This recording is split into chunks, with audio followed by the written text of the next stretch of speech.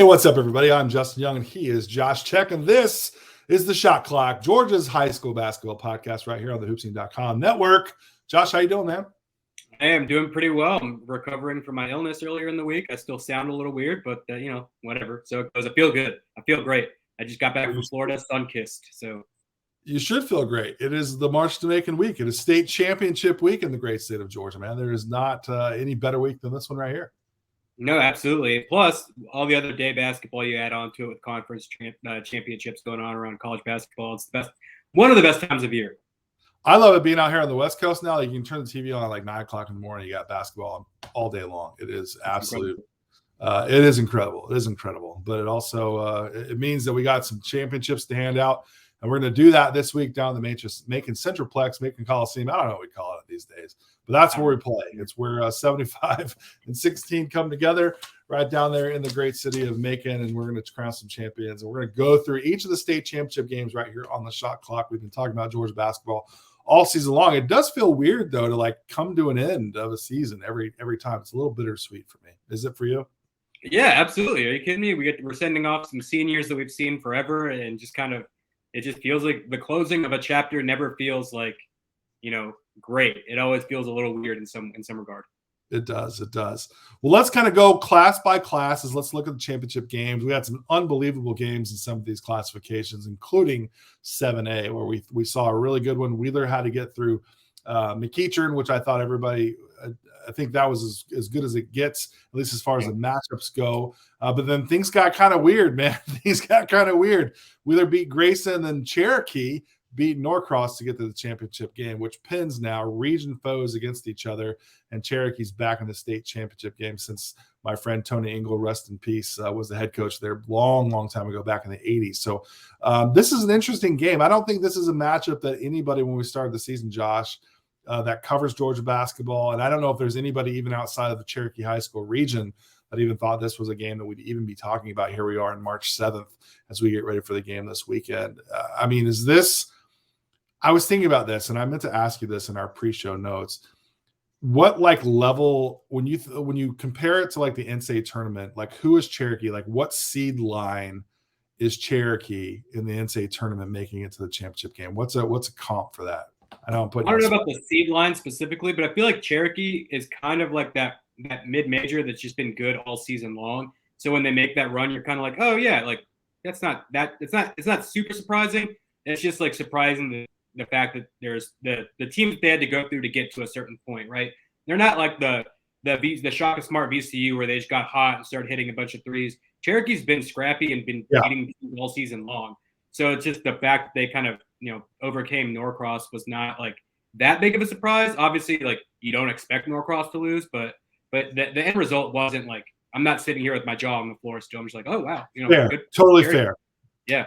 Yeah, Cherokee's 25-6, and 3 of their losses are to Wheeler, right? They're in the same region. Exactly. They played each other a lot this year. We're going to talk about that here shortly. So I get your point, but you're right. To me, it's one of those. The 7A had so many teams, I think, inside the top 5, top 6 rankings all season long that you would have anticipated to be in this spot. But to your point, that really kind of goes to show the depth of talent that we have in 7A. So let's talk about this matchup for a second. Obviously, Wheelers are probably the definitive favorite because they've played each other 3 times this season. As we went through the notes, they beat them 69-60, 73-60, and of course 94-41. So they're 3-0. The margin of victory kept getting bigger and bigger and bigger as the season went forward. Yeah. What does Cherokee need to do to put themselves in a position to not have that big of a gap between them and the Wheeler Wildcats? Try and find a way to stop this Isaiah Collier-Arrington Page duo, because those guys have been just on a tear throughout these playoffs. I think in the last 3 games, they both are neck and neck in points around the 20-point mark. They both had 19 points against Grayson. They both had more than 20 points against McEachern. They both had more than 20 points against North Gwinnett. Isaiah Collier had 20-plus points against Milton in the first game. So it's just how are you going to stop Isaiah Collier and Arrington Page, first of all, and go from there. You're right. That kind of has been the story. That matchup against McEachern, that was the tandem that really looked really, really good on both sides of the floor. Let's talk about Isaiah Collier just for a second, if we can, and talk about maybe his legacy. He's in a chance to win his 3rd state title there at Wheeler, and it's rare air that he's playing for as well. Where do you think this puts him in the context of the all-time greats in the Peach? Well, if he win, they got to win this one first. But right now, currently, just pretend this game wasn't happening. Currently, I think there can be an argument made for him to be, in the top 10 all-timers in Georgia because of just the accolades he's amounted to this point in his career. I've been doing research on it. Maybe that's a bigger podcast for a different day. Maybe that's a bigger story for a different day. I just want to make sure that I wasn't, being hyperbolic when I speak about it. But yeah, Isaiah Collier has the accolades that stack up with some of the all-time greats. A lot of the lists that you're going to see him on feature, Dwight Howard. They feature Derek Favors, guys like that. So when you're being mentioned in that kind of regard, you're being mentioned among the greats. And let's say Wheeler does win. Let's reinsert this game into the conversation.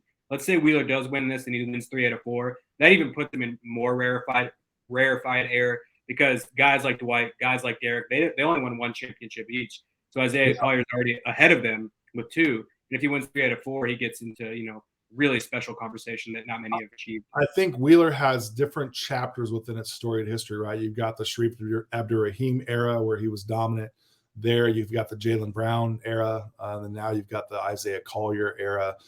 So it's kind of fun to kind of see these play out. I'm sure that I've probably walked past the Sherrod Curry era at Wheeler. There are a lot of guys that play at that great school over the years that have multiple championships.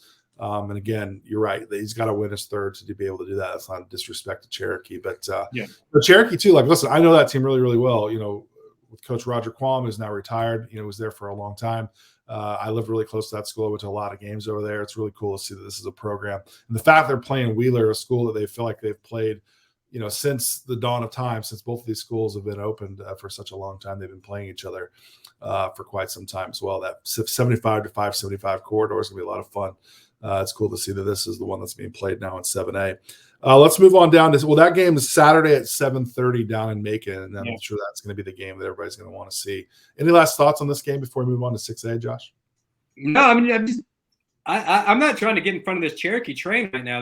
They're riding hot. Maybe if they win, how surprised would you? Okay, let me turn the tables on you. How surprised would you be if they win? Like at this point, I would be utterly shocked. Yeah, I'd be utterly shocked. Yeah.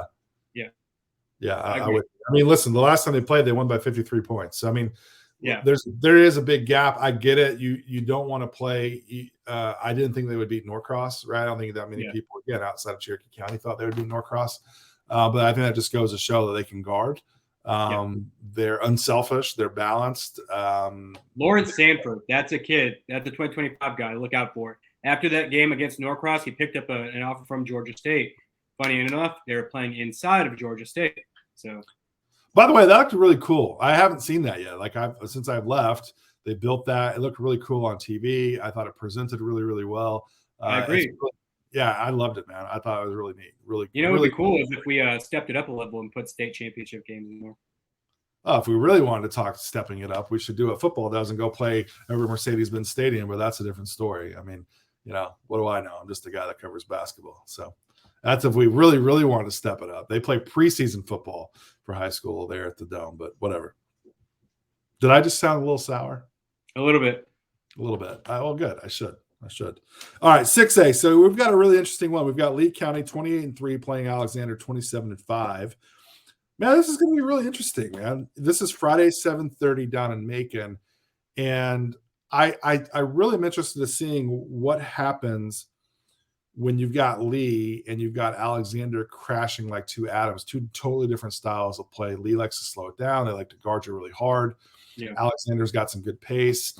Jason Slate, I think, just picked up his 5 millionth win, I think, in his coaching career the other day. So he's got the hot hand. Shout out to you, Slate. I've been coaching a long time, so you're going to rack up those wins. But this one, I think, has got a chance to be sneaky pretty good. Yeah, I do too. Lee County has been feisty, right? I mean, I didn't expect them to make it this far, and here they are. It always seems like they make some kind of run. I mean, a couple of years ago, they were in the Final Four in 6A. They played Scoot Henderson. They hosted Scoot Henderson, and they almost won that game.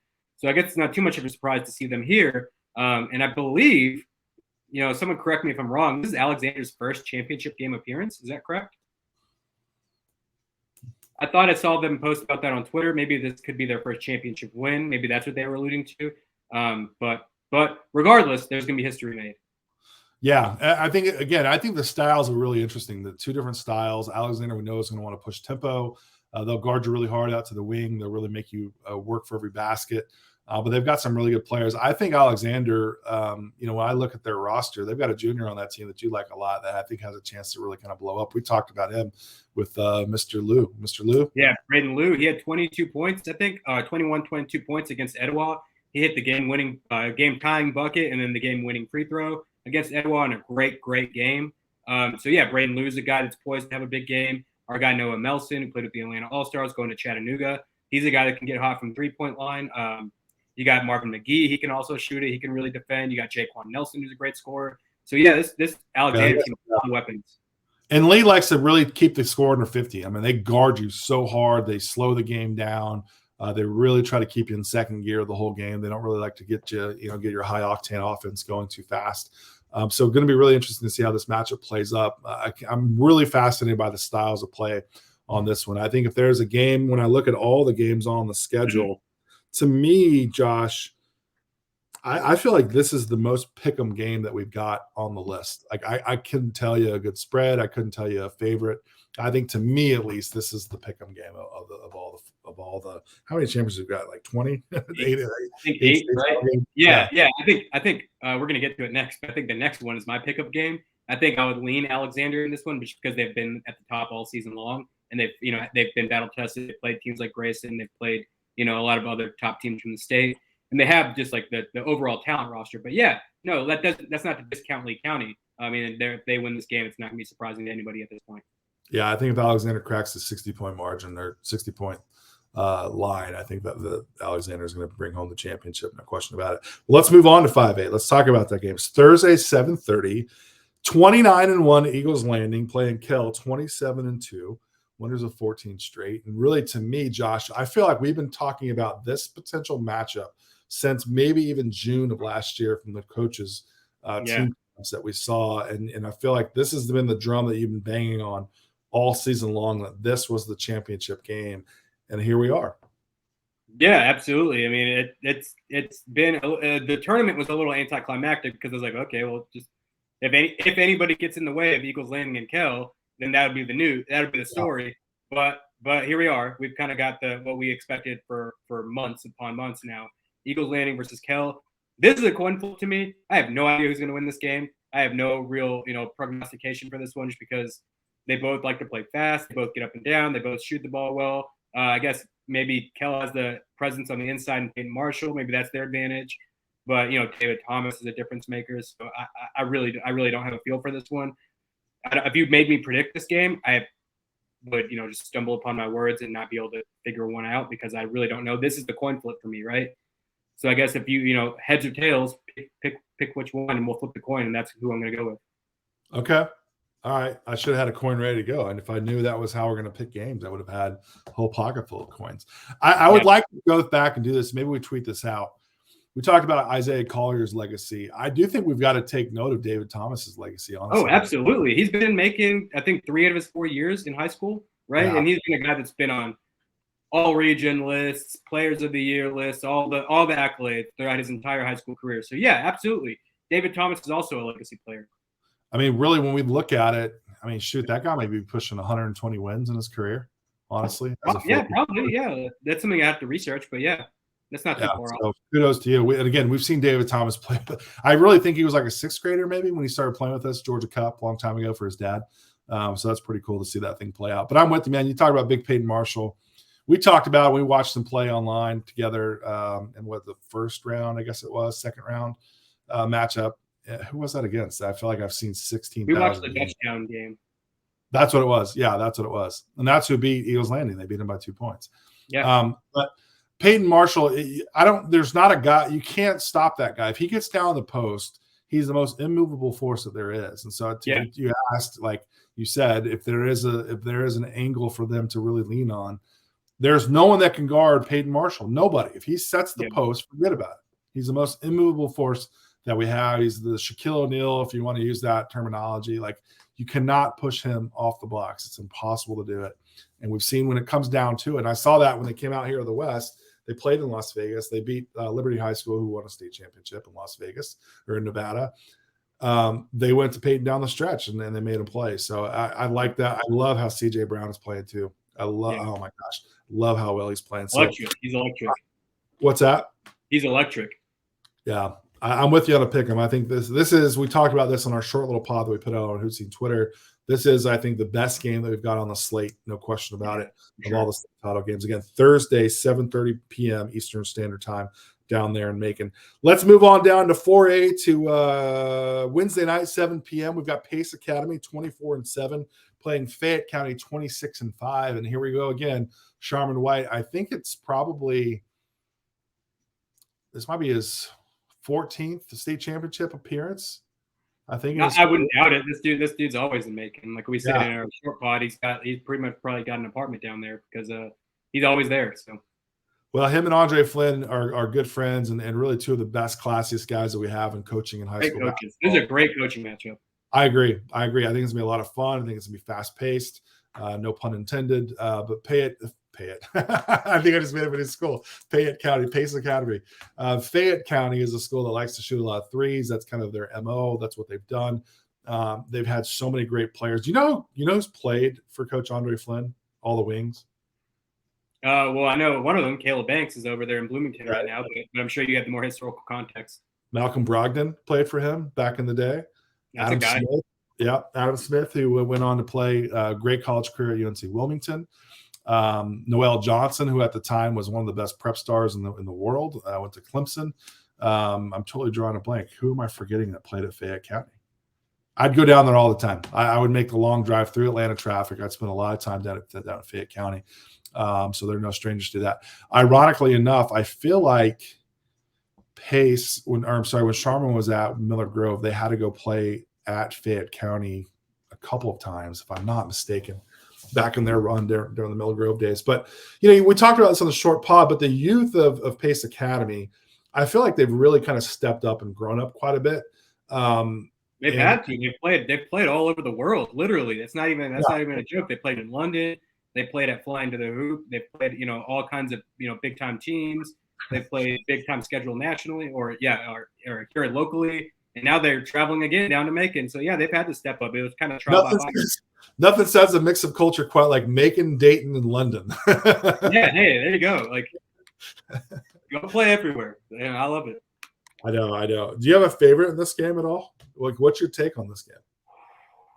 That's tough. This is, if we're going to go with another pick 'em, this might be it. I guess I'm going to go with Pace just because they have been a little bit more battle tested. Like I said, they played in London. They played at Flying to the Hoop in Dayton. They played against McDonough. They played against Christian Anderson and Lovett. So they played really tough region games. So I'm going to lean towards Pace, but it's not like a heavy lean by any chance. That's actually a really interesting point. The fact that they've played Lovett. If Fayette County really wanted to go see like how do they guard the perimeter, I think that's probably some good game film to go watch because Lovett, the way they like to shoot. That's gonna be interesting. I'm with you. I think this one will be a pick'em game for sure. Yeah, RJ Kennedy for Fayette County has been awesome. He's been like averaging, or probably around 25 points per game over his last, 5, 6, 7 games. So he's been fantastic. Yeah, big challenge, no question about that for those young guys at Payette. I did it again, Payette County. Payette County, baby. Pace Academy. There better be like a Payette County somewhere in this country. I hope that there is. That's Wednesday night, 7 p.m. Eastern Standard Time down there in Macon. Friday at 3 p.m. Okay, we've got the 3A state championship game. And this is a game between rivals in their own region, in Region 5. 3A, we've got Sandy Creek 25-6 playing Cedar Grove 20-9. What's the history so far of these two teams this season? Well, let's step out one more, and that region had 3 out of the 4 Final Four participants in this classification. Douglas was also in there playing Cedar Region Grove. of Doom. Region of Doom. It's possible. I mean, hey, no offense to them, but Carver Atlanta was also in that region and they didn't win a game, so maybe that lessens it up. Maybe that lessens it a little bit. Maybe. But 3 out of 4 is really, really damn good. But in this one, Sandy Creek's won all the games. The closest game was 23 points, 71-48. So, obviously you have to give the edge to Sandy Creek here. But Cedar Grove has been tough all season long. They have a superstar in freshman guard Manny Green. They got Darius Reynolds down there in the post. They've got Jalen Eside. They got Elliot Colson. So they've got players. They've got dudes. They've beaten good teams in the past. They struggled against Sandy Creek, so you got to give Sandy Creek the edge. They've got, Sandy Creek's a team that's also on a mission here, right?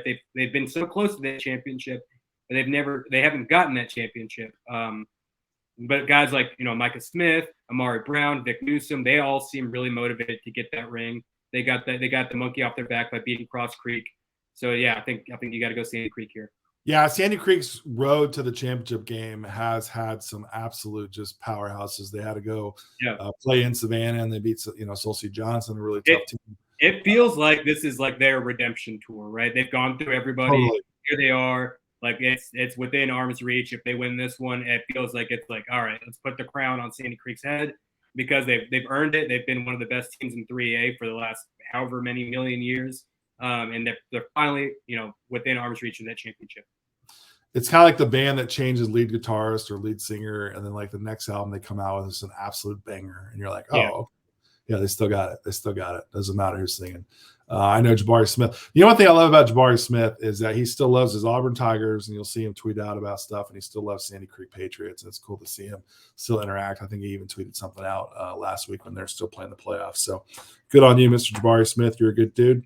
So here we go. Region 5, 3A, playing for the state title game in 3A on Friday at 3 p.m. Okay, let's move it down to 2A Thursday at 3 p.m. We go down to 2A. Providence Christian, 26-4, playing Westside Augusta, 24-7. What can you tell me about this game, Josh?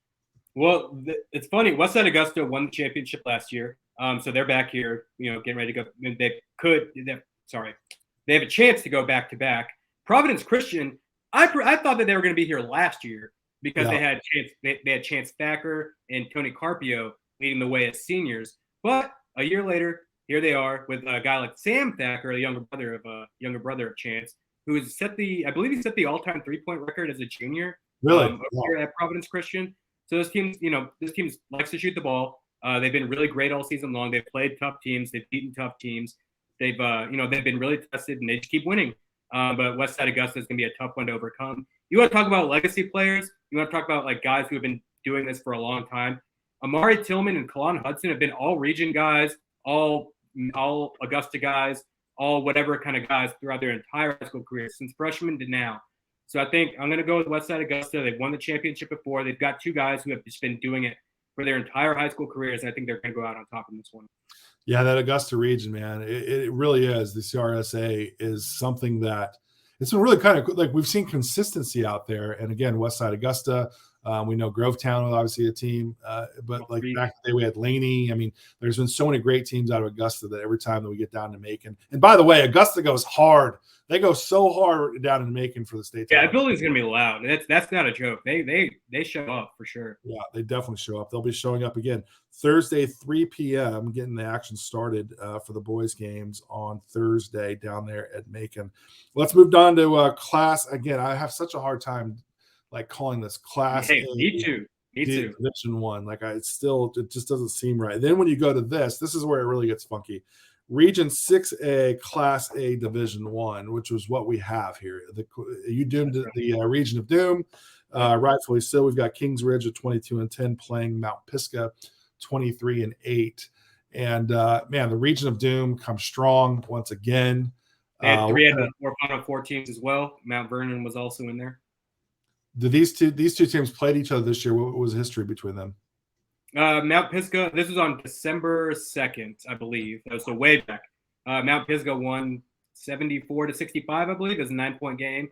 That was the only time they played all season long. So this is round 2 in the championship game. Kings Ridge has been playing really well for the 4 seed. They were much better than the 4 seed, and obviously we know that.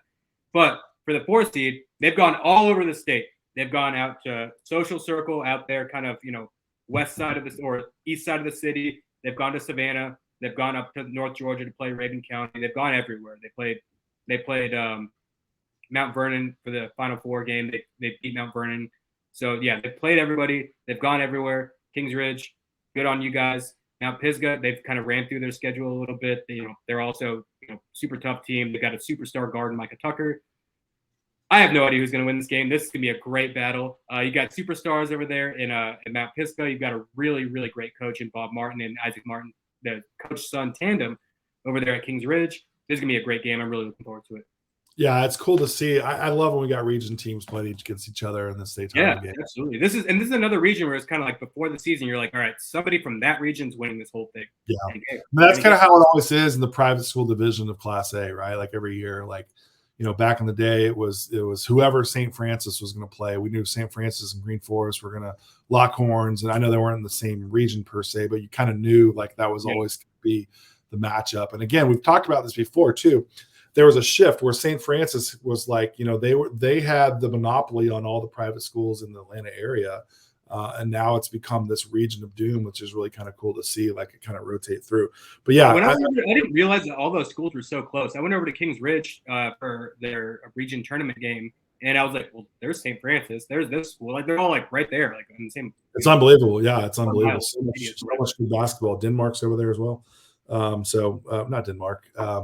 Cambridge, excuse me. I used to drive by that every day when I go to work. Swanee. Okay. Once again, and I feel like this is a repetitive, I don't care what year it is, but we know Wilkinson County is going to be playing for Class A state title. The legacy continues. They're 24-6, and they're playing Charlton County now at 29-2. And I don't care what you say. Not you particularly, but anybody.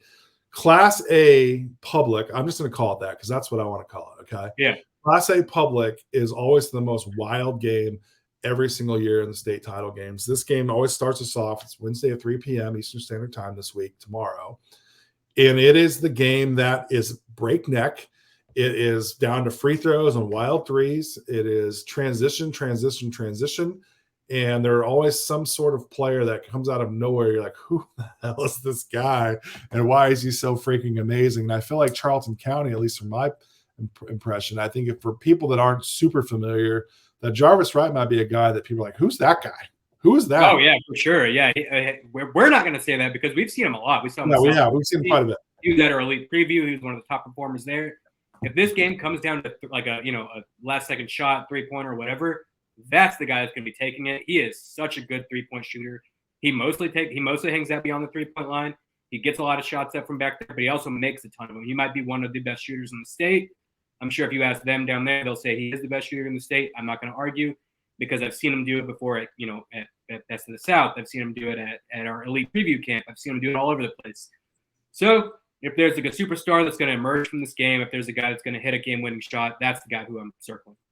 I'm not mad at that. Well, there's been a theme today on this previous show for the state championship game is about legacies. And Xavier Whipple, the head coach at Wilkinson County, was a part of a legacy himself as a player, playing down there with Scenario Hillman and being a part of that great Doc Jeter era of winning state titles. I mean, Xavier Whipple may have won 4 state titles when he was a player there. I'd have to go back and look. But championship is what they expect each and every season down there at Wilco, which is really, really fun to watch. And we know this will be a game that keeps you going. So, but Josh, man, I'm freaking stoked. We talked about really the best games that we want to make sure that we watch earlier. We'll kind of walk back through those real quick. We think Eagles Landing and Kell's got a chance to be the best game of all of those. Pace Academy in Fayette County in the 4A, and of course this game, Charlton County, Wilkinson County. Let me do a quick reset as we kind of wrap up here, Josh. Before I do that, if you're watching it, if you've gone this far, if you've gone almost 30 minutes, thank you, by the way, and thank you for watching all season long. I know there's a number of you that are regulars that watch that. So if you haven't already, subscribe to our YouTube channel. Make sure you give this video a like, a thumbs up, hit the bell for notifications every time we upload. But a quick reset here. 7A is going to be Saturday at 7:30 between Wheeler and Cherokee. 6A is going to be Friday at 7:30, Lee County against Alexander. On Thursday at 7:30, we've got Eagles Landing playing Kell. Wednesday night at 7 o'clock, we've got Pace Academy playing Fayette County. Did I say that right? Pace? Did I say it? Fayette County? Did I do it okay? Pace Academy versus Fayette County. I don't know why that was so hard for me. Friday at 3 p.m., we've got Cedar Grove playing Region foe Sandy Creek at 3 p.m. Thursday at 3 p.m., Providence Christian playing Westside Augusta. Saturday at 1, Mount Pisgah and Kings Ridge from the Region of Doom. And Wednesday at 3 p.m., Charlton County playing Wilkinson County. We have a lot of state titles to hand out, man. Guess what? If you want more basketball, Sunday at Swanee Sports Academy. That is our spring preview camp. Go there, sign up, do all that. Get there. Go to the website, hoopscene.com. Sign up. Go. I love be it. there. I'll be there. I'll see you there. We'll talk about the championship games. We're going to be there, I think, darn near every Saturday for the next foreseeable future. Well, not really, because we're going all over the country. But don't go there on Saturday. JY said Saturday. Go there on Sunday. Sunday. Sorry. That's what I meant. Yeah. See, my brain, pay accounting got me all screwed up. One last thing. We've got our all-state teams going to be rolling out this week as well as state championship games wrap up.